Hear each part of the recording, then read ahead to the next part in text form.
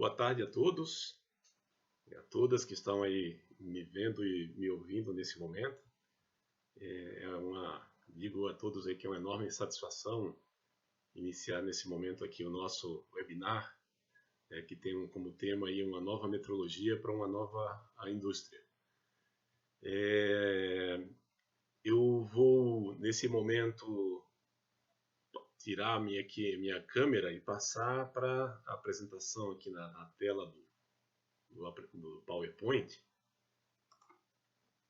para que a gente possa começar essa apresentação, que tem o objetivo de discutir aqui, né, algumas mudanças, algumas tendências que a área de metrologia tem para nesse novo contexto da indústria 4.0, manufatura avançada, nova indústria, ou outro termo que queiram dar para isso aí.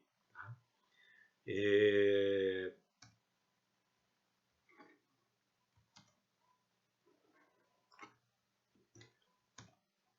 Antes de iniciar a apresentação, vou fazer aqui uma breve apresentação minha, pessoal, para eventualmente aqueles que não me conhecem ainda, né?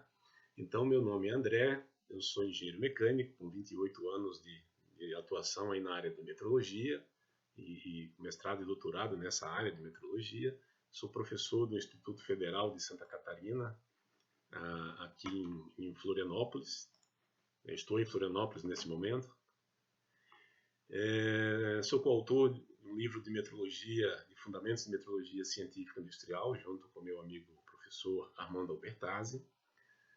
Ao longo dessa caminhada de 28 anos também tive a satisfação de ser um dos idealizadores desse programa de formação continuada na área de metrologia tridimensional, chamado Forma 3D, que desde 2004 vem sendo aí operado em parceria com a empresa Forma Ações Inteligentes, com a Mitutoyo e com a Renishaw. Antes de passar para a apresentação, eu tenho alguns informes, alguns avisos. O tempo desta apresentação está estimado em 40 minutos.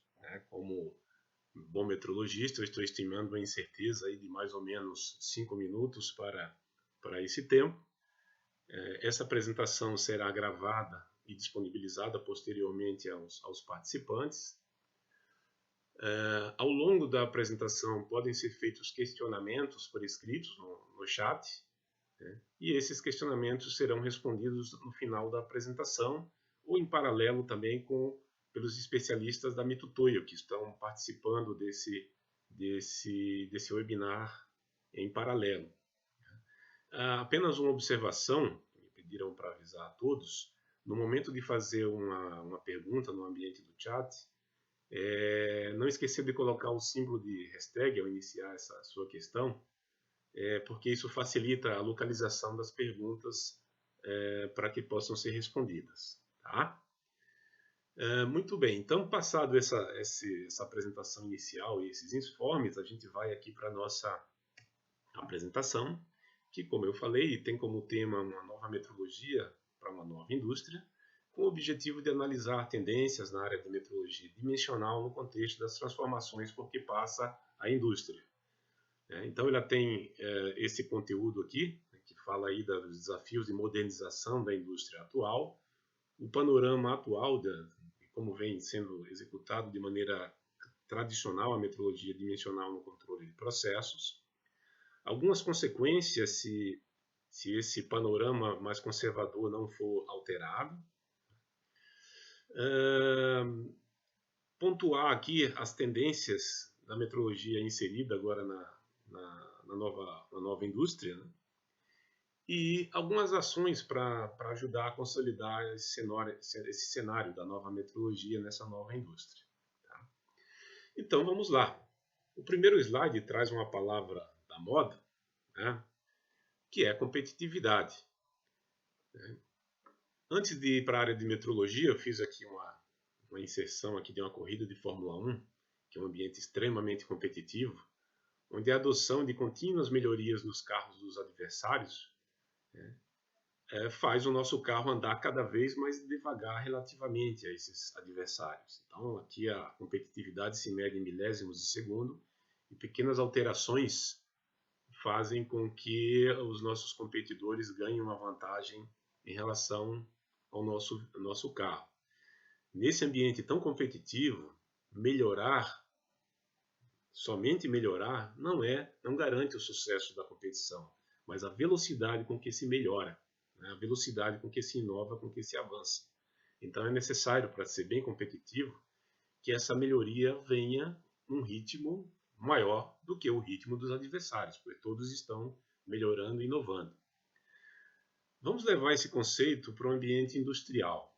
Na indústria, a adoção de contínuas melhorias nas indústrias concorrentes faz a nossa parecer cada vez menos produtiva. Não é que ela está produzindo menos ou sendo menos produtiva, mas essa comparação com os concorrentes, por vezes, nos deixa em desvantagem. Se a gente entrar no site de busca, digitar Indústria Brasileira Competitividade, vai ser muito frequente a notícias como essa, né, em que a produtividade da indústria patina, o crescimento da produtividade perde força e por aí vai.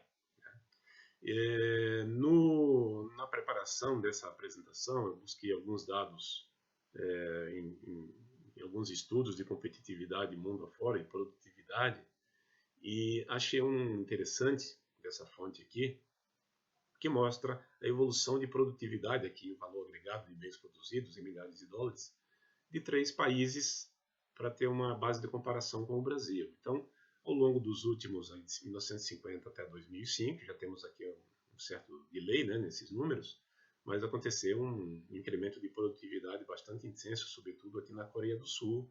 O Chile aumentou 5 vezes, os Estados Unidos 3 vezes, e o Brasil, nesse cenário, ele está assim, até essa data de 2005 aqui. Então, de 1950 para 2005, a produtividade dobrou. É bastante? É bastante, só que não é o bastante. A gente observa que o ganho de produtividade dos outros países foi bem superior. Então, ali como na Fórmula 1 também, a velocidade na melhoria tem que ser intensificada. E com o cenário aí dos desenvolvimentos tecnológicos recentes, a competição tem ficado cada vez mais desigual. A diferença entre o moderno e o defasado tem ficado e tende a ficar, né, cada vez mais desigual e insustentável. Daqui a 10 anos, a diferença entre o moderno e o defasado, né, pode resultar em um ganho por WO, né, onde o defasado nem vai estar no cenário para competir. Então, antes, o cenário era modernizar para crescer. Esse era um lema. Cada vez mais, o lema tem sido modernizar ou desaparecer. Então aqui a gente tem um cenário cada vez mais polarizado na indústria mundial, e se a gente quer evitar o WO e quer reverter esse jogo aqui, temos que ser mais produtivos. E aí há uma lista bastante extensa de itens macroeconômicos, microeconômicos responsáveis por isso, né? Não é a minha especialidade. E eu procurei pensar, né, dentro da minha área de atuação, no que a gente pode contribuir para mudar esse jogo, para reverter essas tendências aqui. Né? Então, na indústria mecânica, a produtividade é impactada, dentre outros fatores, pela velocidade com que se consegue produzir peças dentro das tolerâncias especificadas nos projetos de engenharia. Nós temos aqui um cliente ávido por consumir um produto, tem necessidades e expectativas. Muitas dessas necessidades e expectativas precisam ser traduzidas tecnicamente e vão gerar uma série de informações técnicas, dentre elas uma que impacta bastante no atendimento dessas necessidades e expectativas, que é a geometria, a precisão geométrica dos componentes que vão compor esse produto aqui. Isso resulta então num trabalho de especificação geométrica, né? Aí o GDT como linguagem para isso, como método para isso. E isso vai ser o roteiro para que se faça uma construção geométrica ajudada pelo controle geométrico, né, de tal maneira que se esse componente aqui sair dentro dessas especificações, eu tenho uma boa segurança que, né, isso vai estar contribuindo para o atendimento e satisfação do meu cliente, que é quem paga tudo isso, né? Então, nesse cenário, para que a produtividade não seja prejudicada, pressa e precisão que são historicamente inimigas, precisam estabelecer um acordo de paz, né? A gente tem que garantir um bom nível de precisão, mas que isso tem que andar numa velocidade mais alta, né? Então, por sua vez, essa velocidade, ou a velocidade que a indústria produz peça dentro dessas tolerâncias, depende da correta definição dos requisitos geométricos e dos meios para atendê-los. Então, nós temos aqui uma especificação geométrica que deve ser o mais racional possível para atender isso do ponto de vista técnico e econômico também. Isso, fazendo uma comparação didática, isso aqui seria o tamanho do alvo, né? E aqui nós temos a construção geométrica e o controle geométrico ajudando, que define a exatidão do arqueiro. Então, quanto maior o tamanho do alvo comparativamente à exatidão do arqueiro, muito mais facilmente essas peças serão produzidas dentro das tolerâncias e também muito mais rapidamente impactando aqui na produtividade. Então, existe o ditado que tempo é dinheiro, pois metrologia ajuda a economizar tempo e ajuda a economizar recursos. E isso não é de hoje. Tem um slide aqui que eu gosto de mostrar nas minhas aulas e apresentações, de 1900, ou seja, um tempinho atrás, início da indústria 2.0, quando surgiu aí a produção de peças intercambiáveis como um requisito para a produção seriada. Então, a capacidade, intercambiabilidade significa capacidade de produção de peças dentro das especificações geométricas definidas, de modo que possam ser montadas sem que haja nenhum ajuste não previsto. Nada de martelada, lima ou ajustes que não sejam previstos. Pois em 1907, uma montadora americana, a Cadillac, foi a primeira empresa, a primeira montadora a usar blocos padrão, a introduzir uma metrologia mais afinada na produção dos seus veículos. Em 1908, a Cadillac impressionou o mundo no concurso de inovações que acontecia na Inglaterra, levando 3 veículos, desmontando completamente esses 3 veículos, misturando as suas peças e remontando esses veículos com peça um do outro. Eles conseguiram fazer essa proeza e os veículos não só montaram, como funcionaram, e percorreram 500 milhas no autódromo, diante de um público aí, impressionado com esse nível de precisão mecânica nas peças do veículo. Então, a metrologia sempre ajudou e sempre tem o potencial de ajudar bastante o atendimento de requisitos geométricos que levem a uma produção e montagem no menor tempo possível. Vamos agora, saindo de 1900, chegar aos dias atuais para analisar um cenário atual. Mas vamos ser bem otimistas nesse cenário atual aqui. Vamos considerar um bom cenário. Vamos pensar numa empresa onde os requisitos de precisão do produto foram bem analisados e definidos. Não houve chute de tolerância, né? As tolerâncias traduzem de modo realista esses requisitos. Foi feita uma boa análise para a definição dessas tolerâncias. Depois os desenhos foram formalizados, essas tolerâncias foram formalizadas no desenho de maneira bem clara, sem erros, atendendo às normas de GDT, seja ISO, ou seja ASME, sem erros de especificação e escrita.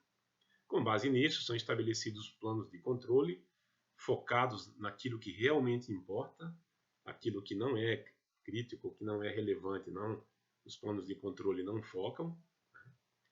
E, uma vez diante desses planos de controle muito bem definidos, os processos de medição empregam bons meios de medição, bons métodos de trabalho e operadores bem treinados. Então, nós temos aqui um cenário que é potencialmente muito bem estruturado, né? Um cenário otimista, como eu havia comentado no início do slide. Muito bem, pois mesmo nesse bom cenário,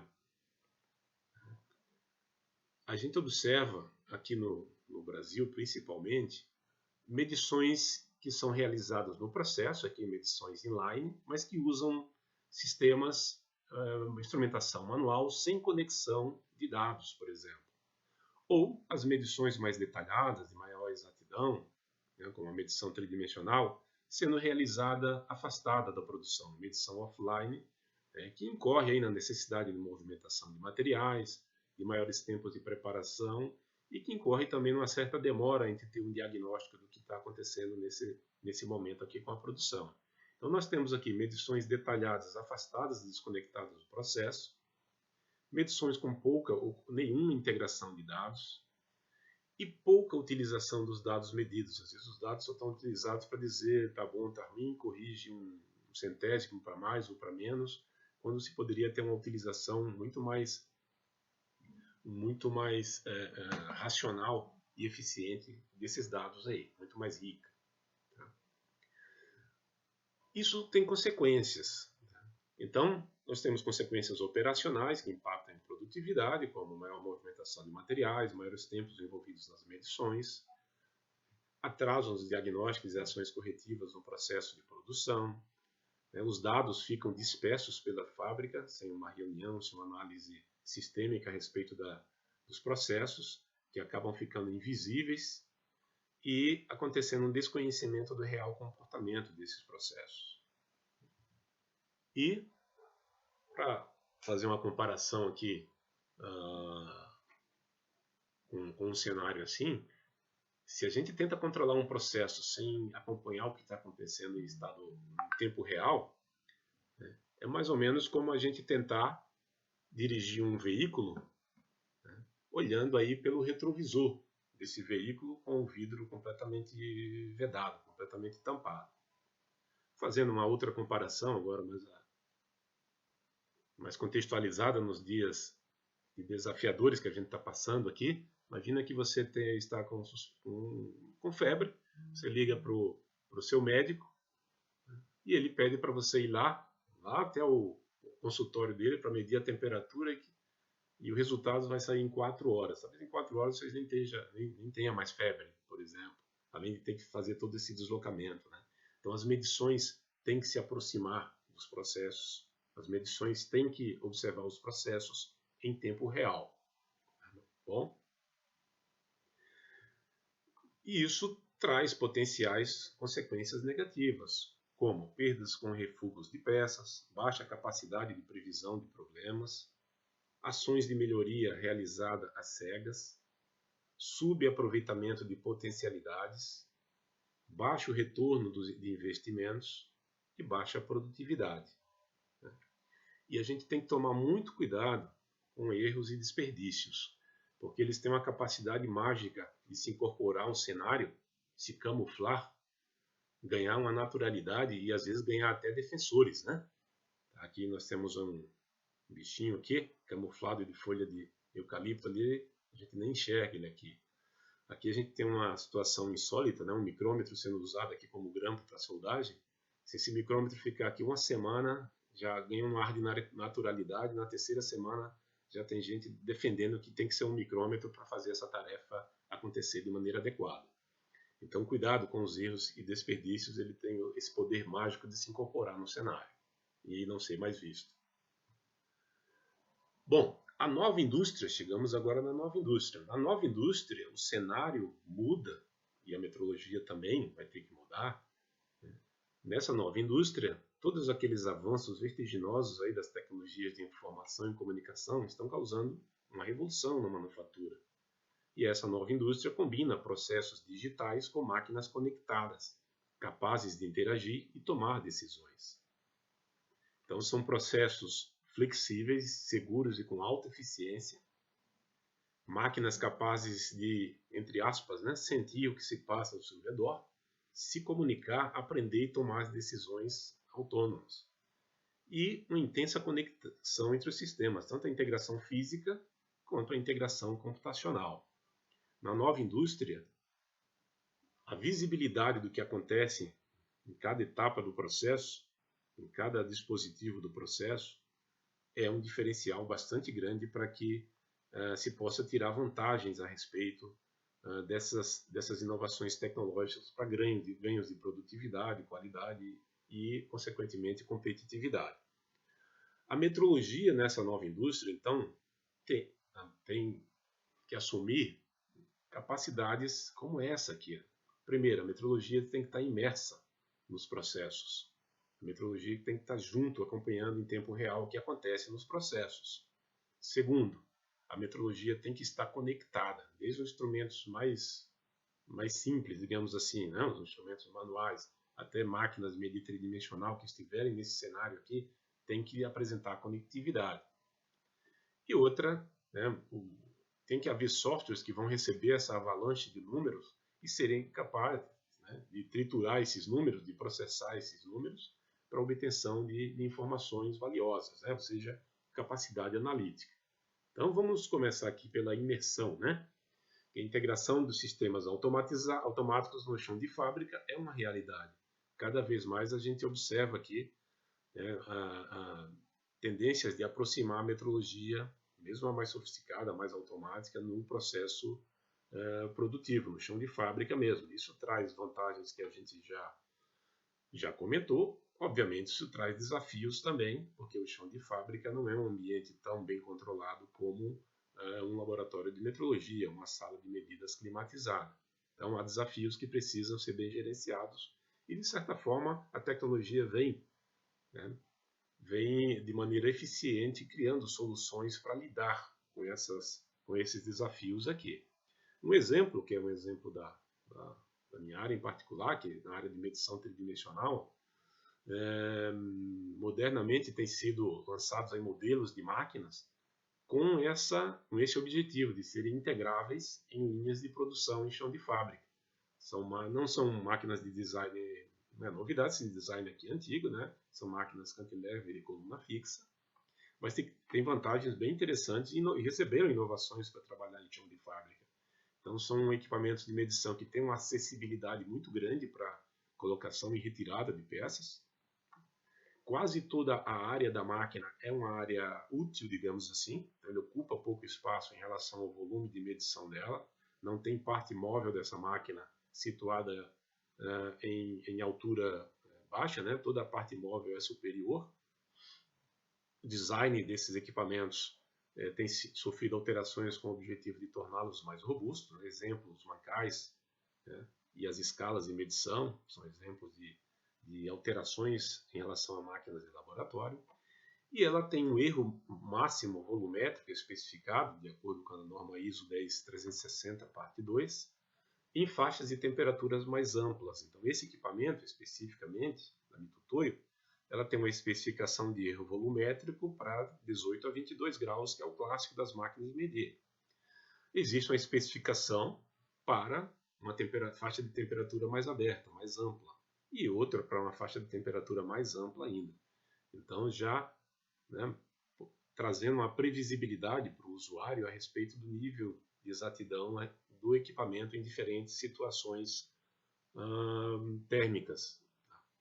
Com equipamentos dessa natureza, que incorporam sensores nas escalas, na estrutura da máquina e também na peça, é possível fazer uma correção do efeito de temperatura medindo em modo absoluto. Então, as temperaturas das escalas e os materiais das escalas são medidos e conhecidos no software.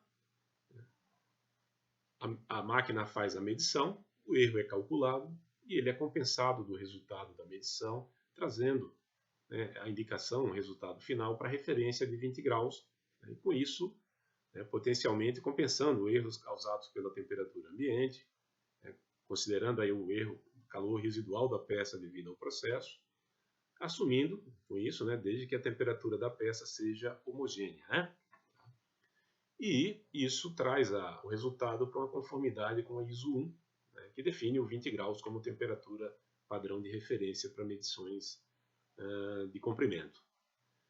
Com equipamentos de chão de fábrica tridimensional, dá para fazer também uma medição de maneira diferencial. Medição diferencial, nós temos aqui uma peça calibrada e com dimensões conhecidas, calibrada a 20 graus, com a máxima exatidão que seja viável. A máquina mede essa grandeza conhecida, depois ela mede a peça que se quer dimensionar, e a diferença do resultado da peça calibrada para o seu valor de referência é usado como uma compensação do erro da medição da peça que se quer determinar. Com isso, se compensa erros causados pela temperatura ambiente, compensa erros de medição da própria máquina de medir, considerando que a peça e a máquina estão na mesma temperatura, também trazendo o resultado para a conformidade com a ISO 1. Então, é possível, mediante equipamentos apropriados e técnicas apropriadas, medir em situações com variação de temperatura mais aberta do que as encontradas em salas de medidas, com certos cuidados, como comentados aqui. Nós fizemos há um tempo atrás uma avaliação, né? Nós pegamos uma peça de alumínio, um cabeçote de motor, medimos esse cabeçote de motor a 20 graus, depois pegamos esse cabeçote de motor, colocamos numa geladeira, deixamos ele a 12 graus e trouxemos para uma máquina de medir com sensoriamento. A máquina estava a 21 graus e programamos essa máquina de medir para fazer uma medição por minuto de largura, comprimento e altura durante um bom tempo, até que, ou a cada 5 minutos, até que a temperatura da peça equalizasse com a temperatura da sala. Então aqui vermelho é a temperatura da peça, no início estava em 12 graus, né? Foi sendo medida e foi esquentando até chegar nos 21 graus a sala. E esse tracejado azul, verde e vermelho aqui são as 3 dimensões que foram calibradas a 20 graus. Então observa-se aqui uma variação aí de 3 micrômetros ao longo do 12 até o 21 graus, em função da compensação de temperatura estar ativa. Fizemos o caminho inverso. Levamos esse mesmo cabeçote para uma estufa, deixamos ele a 32 graus, trouxemos para a máquina de medir, fizemos uma medição a cada 5 minutos, até que a temperatura, inicialmente em 32 graus, equalizasse com a da sala de medidas a 20 graus.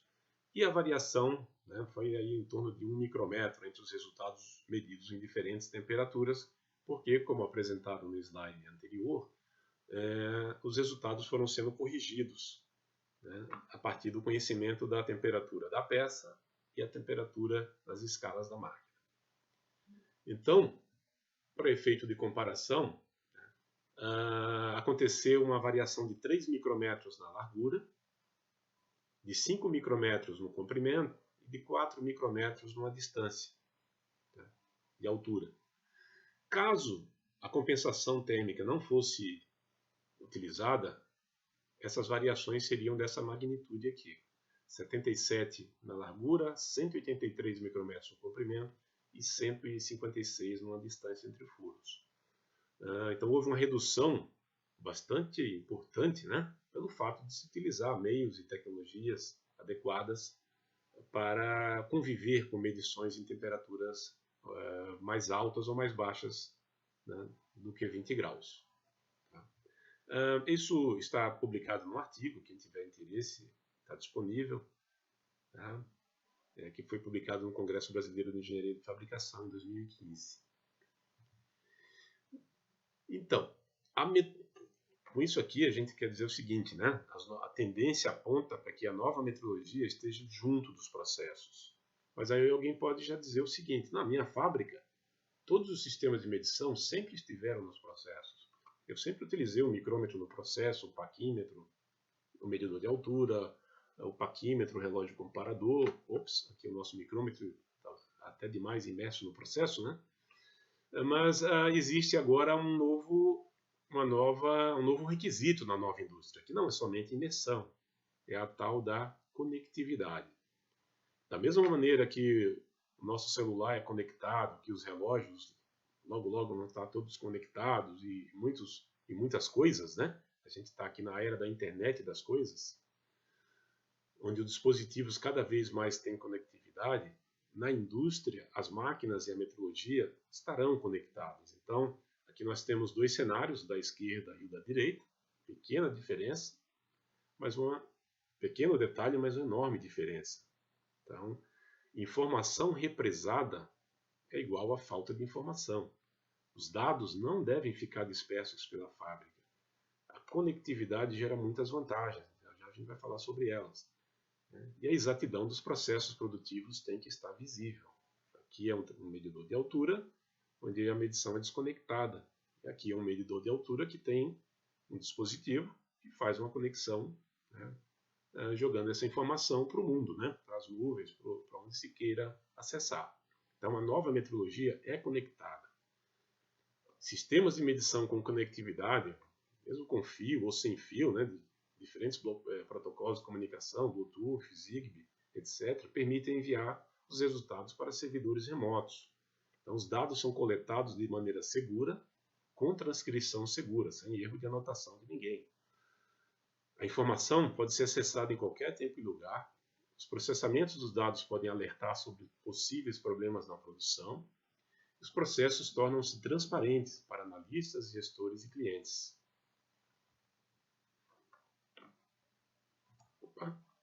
Então, isso aqui traz uma série de potenciais vantagens pelo simples fato da medição ter uma conectividade, né? E isso vai ser mandatório na nova indústria. Essa conectividade de tantos sistemas vai gerar um impacto na quantidade de dados que vai chegar para serem analisados. Então, o que fazer com tantos dados disponíveis nos processos de produção?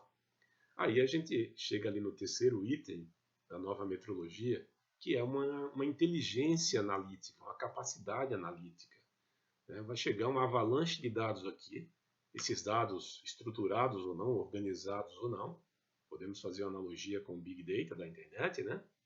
E aí nós precisamos ter softwares, ter recursos computacionais que façam uma mineração desses dados, uma filtragem, uma organização desses dados, para obter informações valiosas a respeito das capacidades, né, do processo produtivo.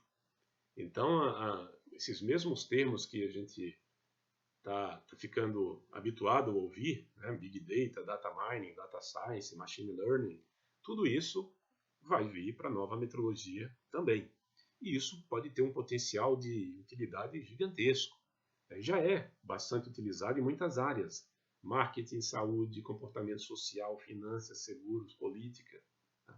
Nesse exemplo aqui, bem curioso, na área de saúde, a Universidade da Pensilvânia, nos Estados Unidos, e a Universidade de Melbourne, na Austrália, fizeram um projeto de pesquisa no qual eles analisaram em 2015 148 milhões de tweets. Tweets, a mensagem que a gente, né, posta aí nas redes sociais, no Twitter, em busca de palavras que tivessem um tom de agressividade. Nesse grupo de vários condados dos Estados Unidos, além de coletar os tweets, eles tinham também informações a respeito da incidência de doenças cardíacas e outros dados demográficos de saúde. Pois eles descobriram uma correlação bastante alta entre a agressividade no Twitter e índices de doenças cardíacas em vários condados, né? Uma correlação muito mais alta do que outros indicadores, como renda, educação, tabagismo, doenças crônicas e antecedentes raciais. Então, as doenças, né, esse gráfico da esquerda aqui, tem aqui a incidência de doenças do coração, como relatado em certificados de óbito, em atestados de óbito. E aqui na direita são as doenças cardíacas, a incidência de doenças cardíacas correlacionadas à quantidade de palavras agressivas nas postagens, né, das pessoas que moram nessa região. A gente olha para o gráfico da esquerda e para a direita e observa uma correlação bem forte, né? Tá? Então, se é possível fazer uma previsão ou estabelecer correlação entre morte por doença cardíaca e agressividade no Twitter, imagina o que nos pode fazer com dados que vêm de máquinas ferramentas, de estampos, de estamparias, de robôs, dados de produção industrial, que são menos complexos do que esses aqui, por exemplo.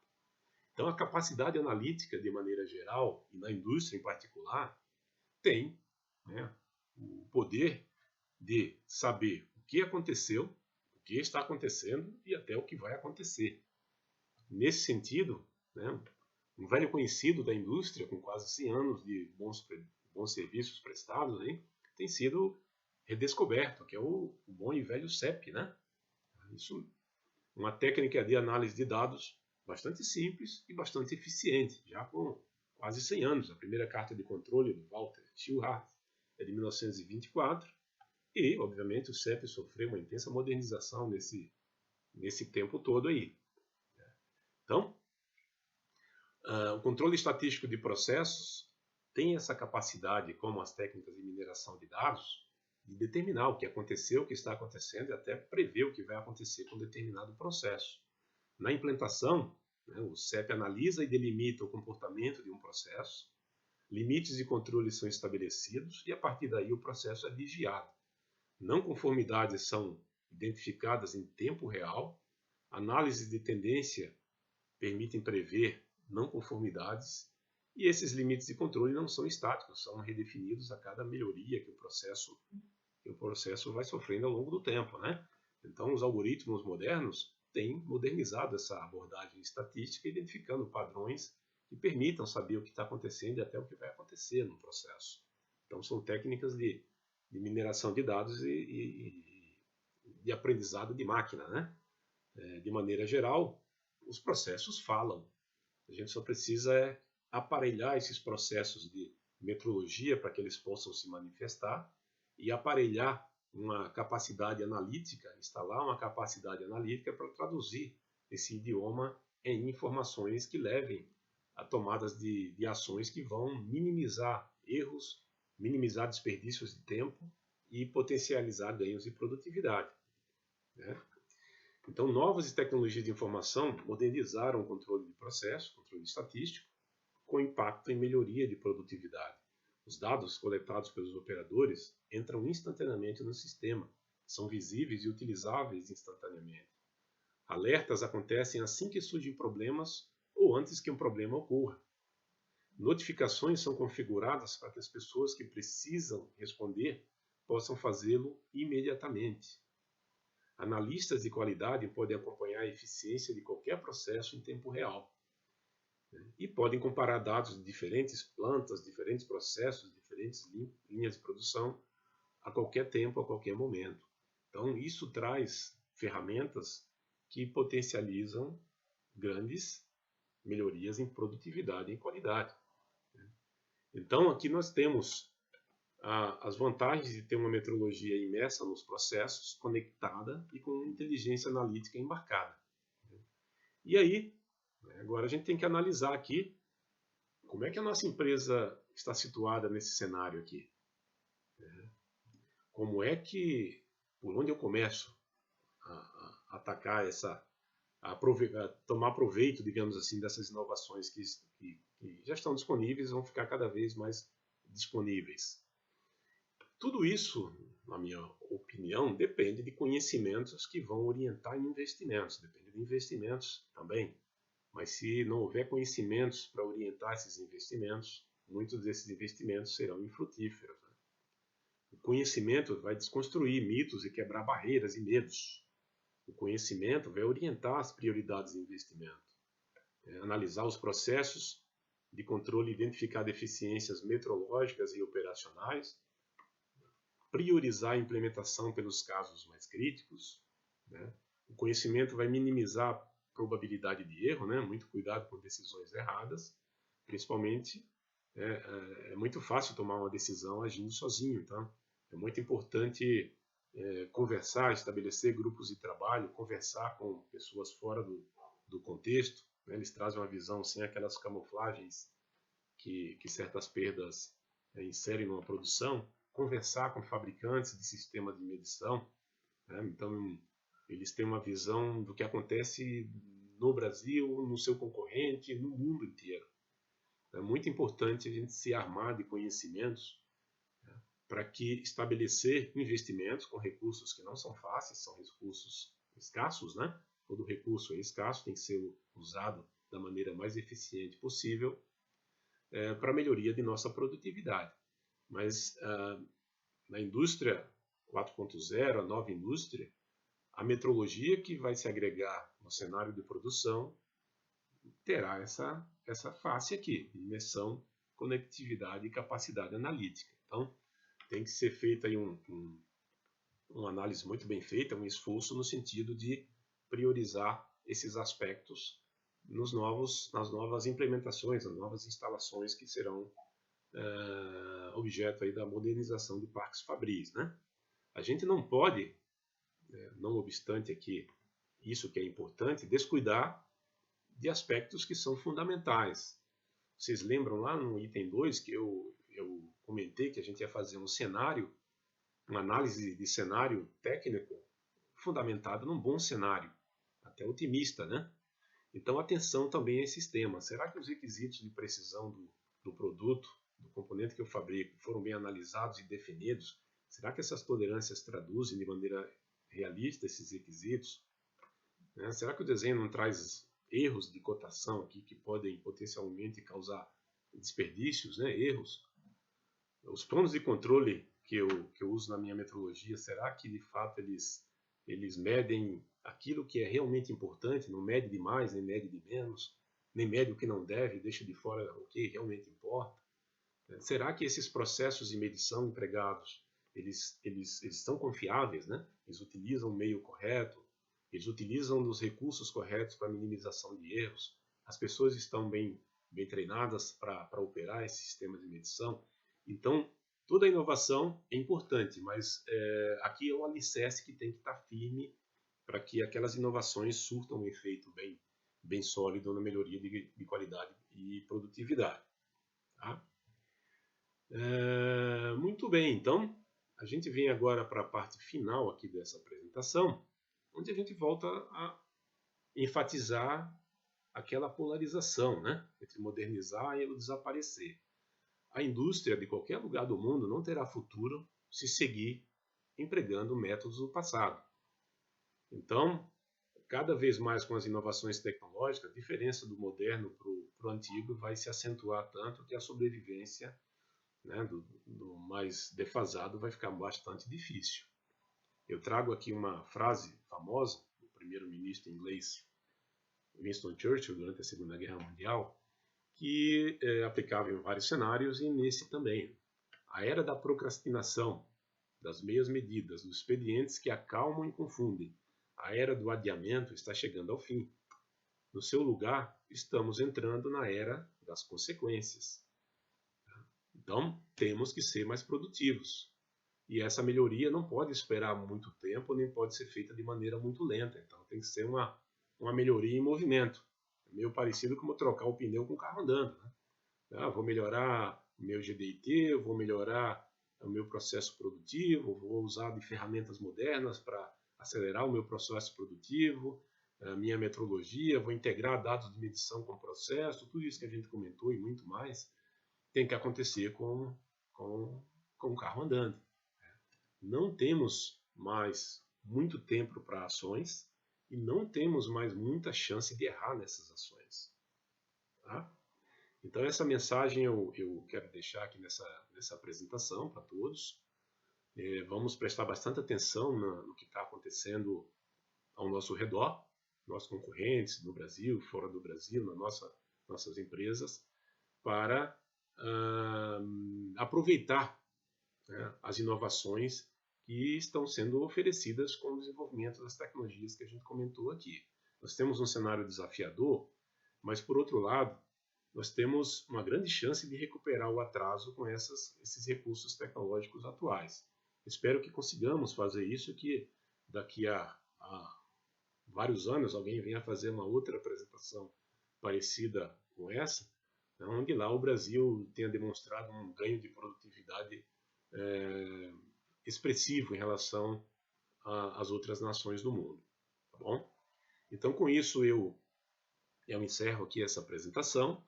Agradeço bastante aí o espaço aí aberto pela Mitutoyo no seu webinar e deixo aqui o meu e-mail para qualquer contato posterior, né, offline. E nesse momento, então, eu vou abrir aqui o ambiente do chat para acompanhar aí as perguntas que foram postadas e também acompanhar a Mitutoyo, a interação de vocês com os especialistas da Mitutoyo, tá bom? Muito obrigado. Deixa eu só aqui voltar para...